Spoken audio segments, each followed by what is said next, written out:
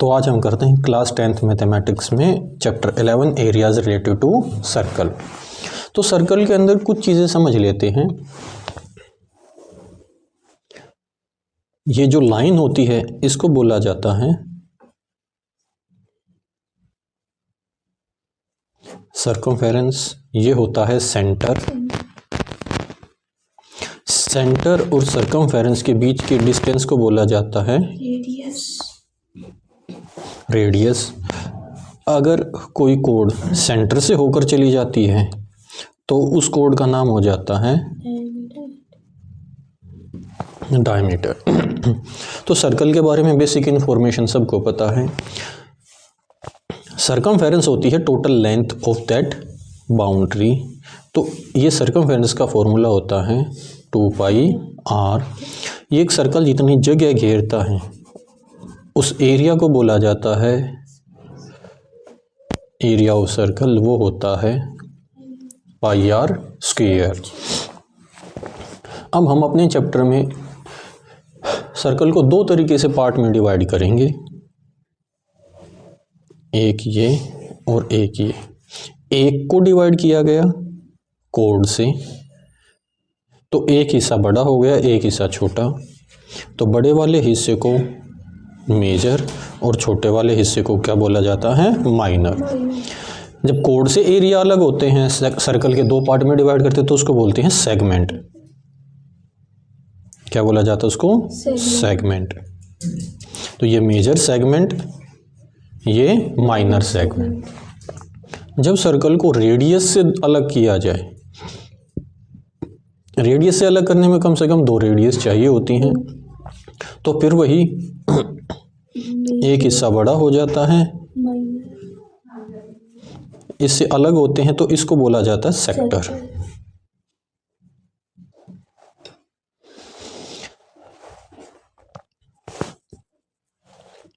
अब सर्कल के अंदर ये मेजर सेक्टर, ये माइनर सेक्टर, ये माइनर सेगमेंट, ये मेजर सेगमेंट। तो हमें इनका एरिया निकालना होगा।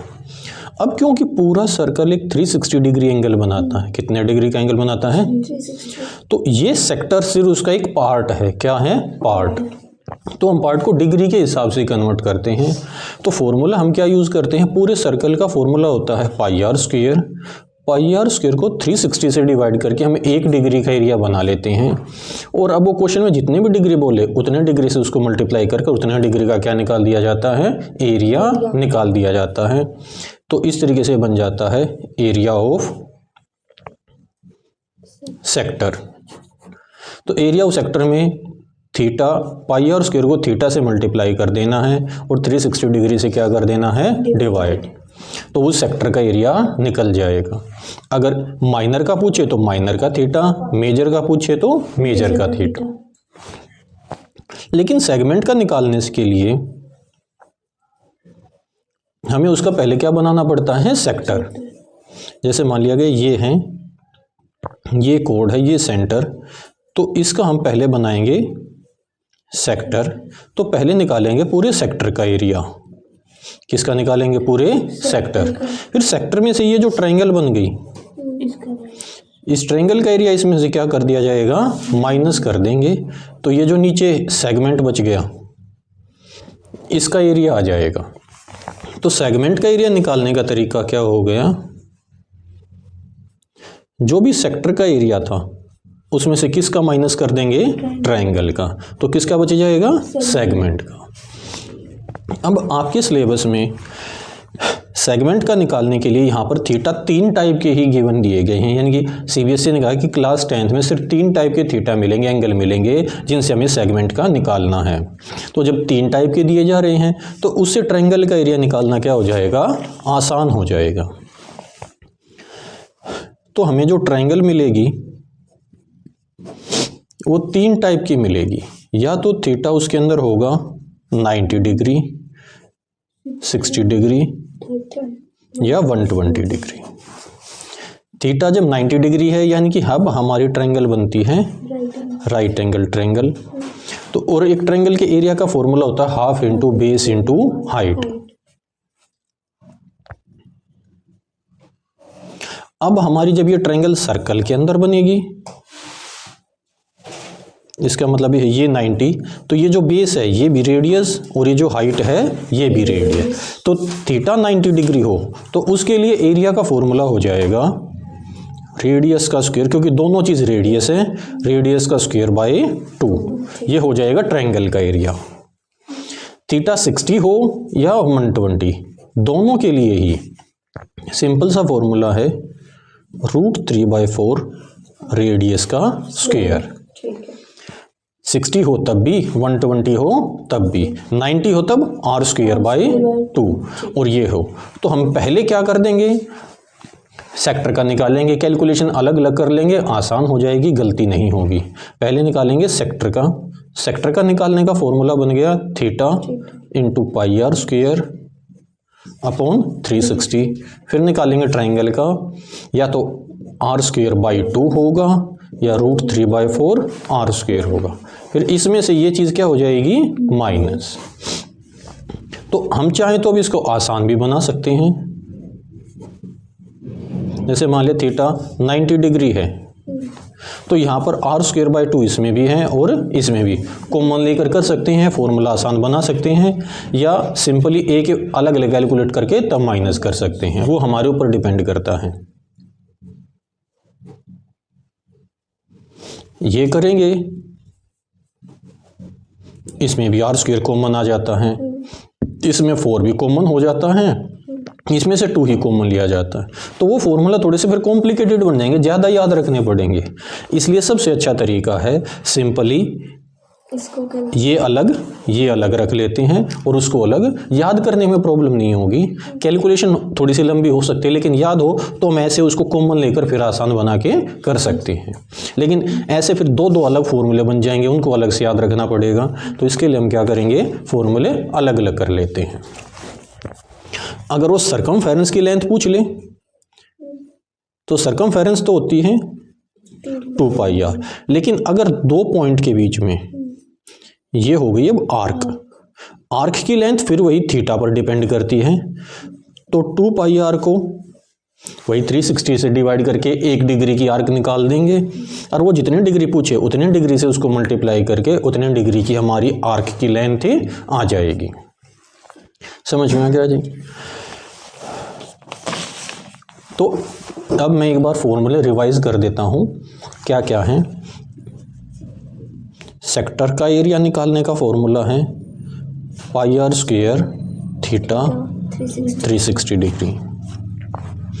ट्रायंगल का एरिया है या तो r²/2 या √3/4 r²।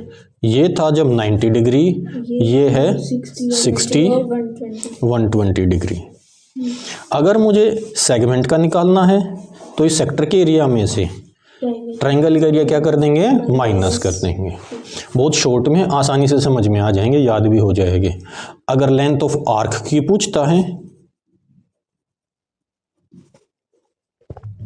तो वही पूरी सरकमफेरेंस 2πr, उसको थीटा अपॉन 360 डिग्री, इसे इसको काट दोगे तो ये थीटा πr अपॉन 180 भी हो सकता है।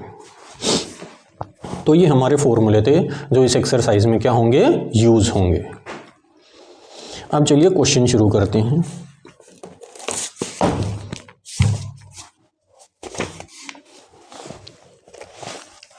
सबसे पहला question, find the area of sector of a circle with radius 6 centimetre and angle of the sector is 60 degree. 11.1 question number 1। इसमें रेडियस जो दे दी गई 6 सेंटीमीटर और थीटा कितना दे दिया गया 60 degree.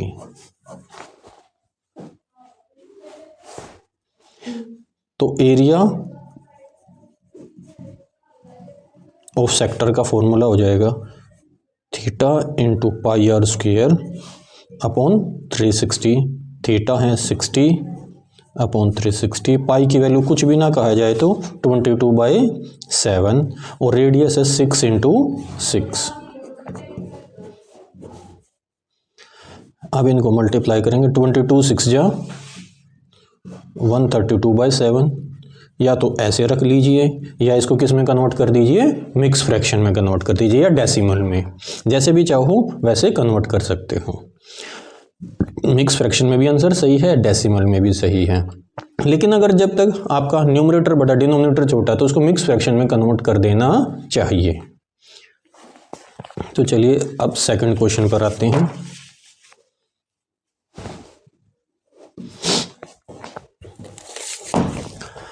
Find the area of quadrant of a circle whose circumference is 22 centimetre. अब quadrant का मतलब होता है फोर्थ पार्ट ऑफ सर्कल, यानी कि पूरे सर्कल का जितना भी एरिया होगा एक क्वाड्रेंट का निकालना है तो उसका हिस्सा होगा पूरे पाई आर स्क्वायर, यानी कि पूरे सर्कल के एरिया का फोर्थ पार्ट। तो इसके लिए हमारा एरिया ऑफ क्वाड्रेंट हम क्या कर देंगे, पाई आर स्क्वायर बाई 4, या तो ऐसे कर देंगे भाई पूरे एक सर्कल के अंदर 4 क्वाड्रेंट होते हैं, वो सिर्फ एक का पूछता है तो चारों इक्वल हैं, चारों 90 डिग्री के होते हैं, तो वो हो जाएगा पाई आर स्क्वायर बाय 4 कि 4 में से सिर्फ उसने एक पार्ट पूछा है। थीटा निकाल के लिखना चाहो तो पूरे सर्कल में एंगल होते हैं 360 डिग्री, क्वाड्रेंट का मतलब फोर्थ पार्ट, तो थीटा हो गया 90 डिग्री। तो जब हम फॉर्मूला लगाएंगे तो इसको कैंसिल करके फिर वही आ जाएगा हमारा पाई आर स्क्वायर बाय 4। तो पाई आर स्क्वायर बाय 4 हो गया, लेकिन रेडियस क्वेश्चन में दी नहीं गई, क्वेश्चन में दे देगी सर्कमफेरेंस।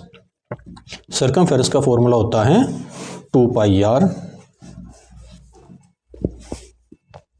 पाई की वैल्यू कुछ नहीं दी गई 22, रेडियस निकालनी है उसकी जगह आर लिख दिया और सर्कमफेरेंस की वैल्यू होगी 22। इनको उधर ले जाइए, 7 नीचे था ऊपर, ये दोनों ऊपर थे नीचे, इससे ये कट गया, 7/2 सेंटीमीटर रेडियस और 3.5 सेंटीमीटर। डेसिमल में दिखा दीजिए या फ्रैक्शन में दिखा दीजिए, लेकिन जब हम न्यूमेरिकल क्वेश्चन आगे सोल्व करेंगे तो हमेशा फ्रैक्शन में रख लेना आसान होता है, कैलकुलेशन आसान हो जाती है। अब निकालेंगे एरिया, तो पाई की वैल्यू 22/7, रेडियस 7/2 और अपॉन में 1/4 क्योंकि हम क्वाड्रेंट का निकाल रहे हैं। 7 से 7, 11 7 जा 77, 2 4 जा 8। इसको मिक्स फ्रैक्शन में कन्वर्ट कर दीजिए या डेसिमल में कर दीजिए।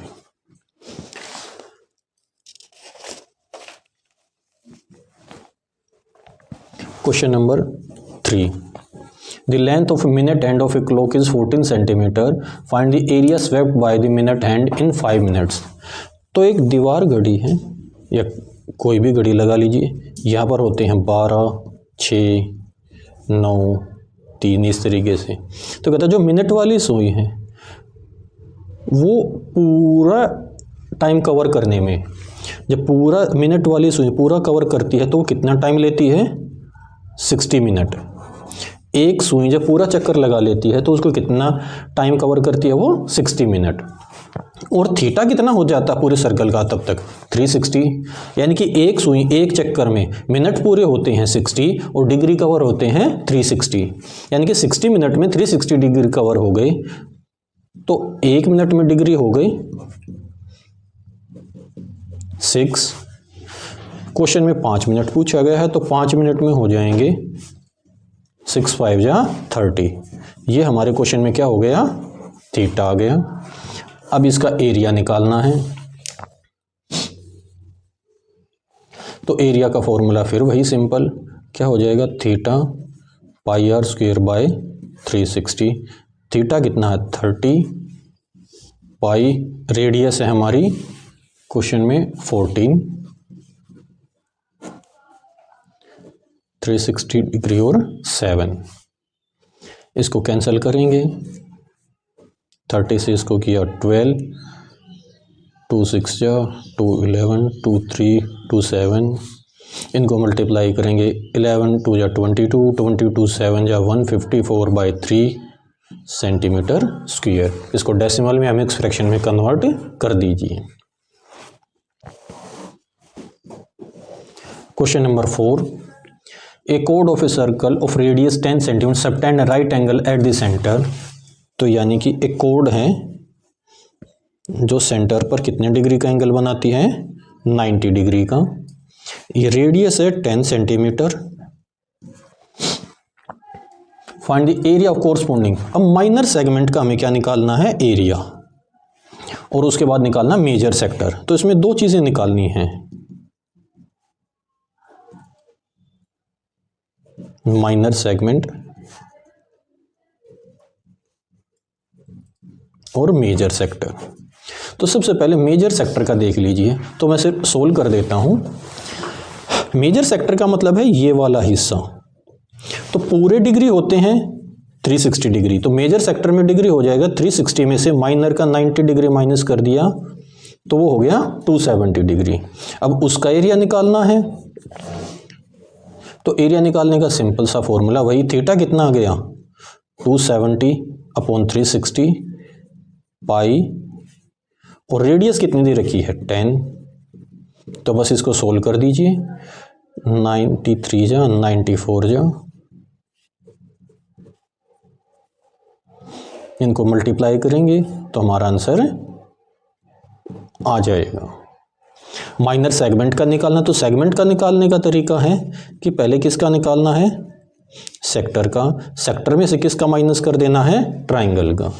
सेक्टर का निकालने का फॉर्मूला वही, थीटा कितना हो गया अब 90 पाई 90 अपॉन 360 पाई की वैल्यू, और रेडियस 10 इंटू 10। ट्राइंगल 90 डिग्री है, तो 90 डिग्री में फॉर्मूला क्या हो जाता है, आर स्क्वायर बाई 2। रेडियस 10 है तो 10 स्क्वायर बाई 2। अब इनको अलग अलग चाहो तो अलग अलग कैसे भी सोल्व करके इसको 10 इंटू 10 इसको कैंसिल आउट करो तो ये हो जाएगा, ये 11 इंटू 5 इंटू 10 अपॉन 7, और ये हो जाएगा 50। इनको कैलकुलेट करके सोल्व करोगे आपका आंसर आ जाएगा। तो इस तरीके से हम इस चैप्टर के क्वेश्चन सोल्व कर सकते हैं।